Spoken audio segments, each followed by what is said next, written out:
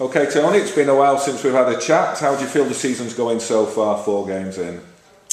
We had a strong start, I'd say. We looked impressive both sides of the game early on. I think the St George game sort of flattened us a little bit. It flattened us in terms of physically after that, but also probably a little bit mentally. We had a real crack at that, and we're really disappointed with some aspects of it. And we won't mention the referees. Yeah, well, you know that can.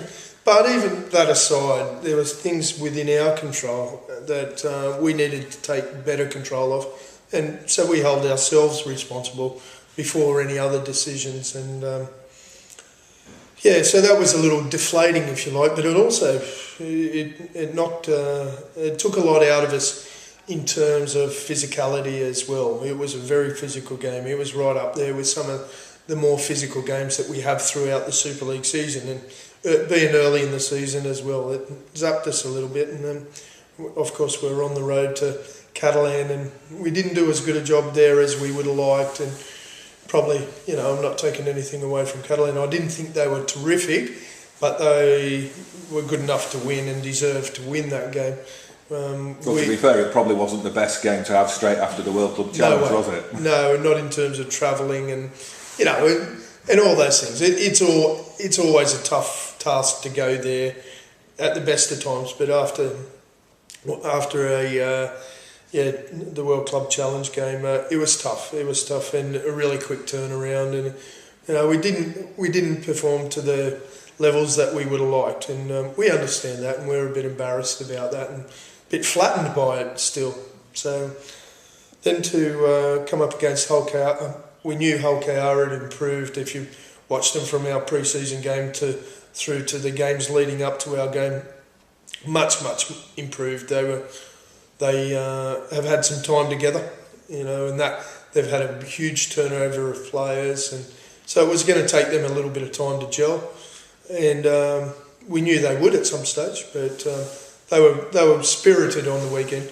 I thought we were always going to win that game, but we just probably didn't shake the game like we needed to at different stages and put it to bed. And having said that, Hull KR came from behind the week before and beat Wigan, so let's not discredit Hull KR too much, and we still see some signs of improvement in ourselves as well, and we'll need to this week. How do you feel the new players are bedding in? Yeah, good. I think they've settled in well. They've each had their moments, I suppose, but I think Ash has been strong for us, and I thought he got back to some of his better stuff this game just gone.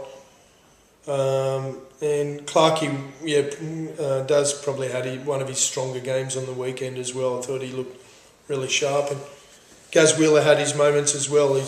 He's still coming to terms with some different systems that we have here that he's used to, but he's settling in. He's probably been thrown in a little bit quicker than we would have liked, but that's a bit of circumstances. We've had a couple of injuries, and whilst he's been terrific off the bench, I think Gaz is still feeling his way as a starting player within the team, and hopefully, he'll find his feet this weekend. You said some nice things about Matty Russell. Pardon me? It's all right. You said some nice things about Matty Russell after the game. Do you see him with a long-term future on the wing, or do you still see him as a full-back? I think Matty's got a strong desire to play wing and has done for a while, and depending on personnel, he's capable of playing full-back, but I think some of his attributes are suited to both, but I'd suggest that he's probably our fullback, if you like, at this stage, and certainly on the basis of the way that he played on the wing on the weekend. I thought he's had a strong desire to have a crack at wing for us, and he backed that up. First week I thought he was good, but a little bit rusty positionally, and pardon the pun there. And second week I thought he was much better, and showed what he can do. He's an exciting player wherever he plays, and he's the type of ball runner that you want in your team every day of the week. So it'll be hard to keep him out of somewhere. What's the injury situation in the camp at the moment? Yeah, we've got another one this week. We thought we got through unscathed, but Joel's got a little twinge in his hamstring. He got in the last play of the game, unfortunately, and it's probably going to keep him out for a week or two. So we're down Joel as well now. However, we have got Ryan Atkins back from illness. He pulled out day of the game last week, and so Ryan will come back into the squad. So that's one good thing about losing the calibre of player like Joel, to have somebody like Ryan step in for them. So good thing. So other than that, we're not too bad. Rich Myler recovering well from his hernia operation. Then we'll have Anthony England at some stage, and we've got Chris Bridge and Ben Harrison doing some extra training really at the moment. Both of them had operations in the pre-season and probably didn't get back to full fitness before they got used. So we're keeping them out of play at the moment whilst we can, to give them their pre-season so they can get their fitness levels up to where they would like to be and we'd like them to be. So they're there to go when we're ready, but we want them to be physically ready in the right way.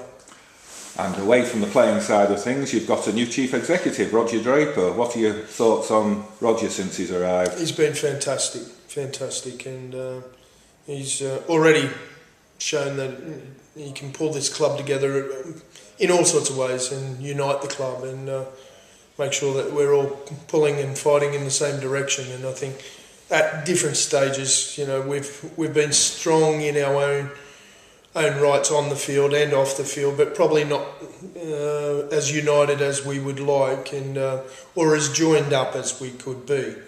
And I think he's worked out some ways he can do that with us, and he's already done some of those sort of things. So there's a real good vibe around the club at the moment. It's a really exciting time for us, and I think we can keep progressing on the field, that's for certain, but I think things are going to really progress off the field as well.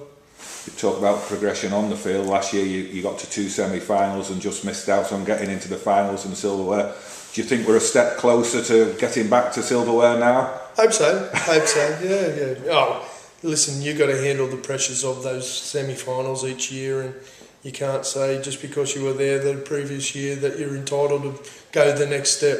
Otherwise, it'd be an easy thing to do. It's a difficult thing to do to get to those stages in the first place, to earn the right to get there, and that's what we're going through at the moment. We're going through those stages of qualifying to get to those latter stages and being one of the best teams in the competition. We weren't far off last year. I think the Warrington game prior to the week before the grand final, probably one of the best games in Super League all season, and you could argue, and it's been said, that two best teams played the week before the grand final, and neither of them won the grand final. There's all sorts of things that can win you the grand final. A bit of luck, right time, injuries, all sorts of things take it to line up. But we'll be in there fighting. And improving throughout the season. We're ambitious. We want to be the best club in the country, and we're striving to be that. And we're up there competing. And some years we've been very close to being the best team in the country. Just not quite at that title yet, but it'll come. We've got the new format of the game as well. Has that changed the way you think about games now, where every game matters? No, it always did. It's a bit of a rubbish motto, in my opinion, because every game did matter and every moment does matter, and anybody who questions that of a rugby league player hasn't played. In some ways it's a little insulting, really, because people play for pride and play for their club and play for themselves and play for their teammates. We've never treated it any differently, and nor would we. As for the format, so the coaches weren't asked for their opinion on that marketing strapline. No. Oh, hey, listen, if the marketing strapline works, that's fine. But in some ways it is questioning how seriously teams took it in the past, and that's rubbish. I've coached teams at the top and the bottom, and it's not about whether they're trying or not trying. Sometimes it's how people are capable of, and whether they're a better team, or some days you're better than others, and that's life. We're all the same like that. We have our good days and bad days. We just try to minimise the amount of bad days we have. But professionals have it as well as non-professionals. It's as for the season, I think it's fantastic that it's a 12-team competition. 14 teams, we didn't have enough depth of strength and strength of depth for 14 teams, and it weakened the competition. Back in 2008, when we had a 12-team competition, it was flying along great before we put in 2 teams, and it diluted the intensity of the competition. So I think it's great, and we're seeing a greater intensity with 12 teams.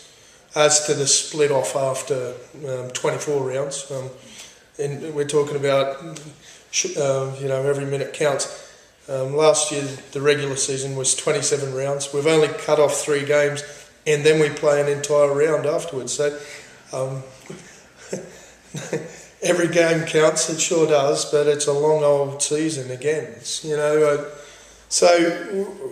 We've got to make sure that we don't lose sight of what we're doing. It is over a long period of time. Yes, we do want to be part of the 8. Yes, we do want to be part of the 4.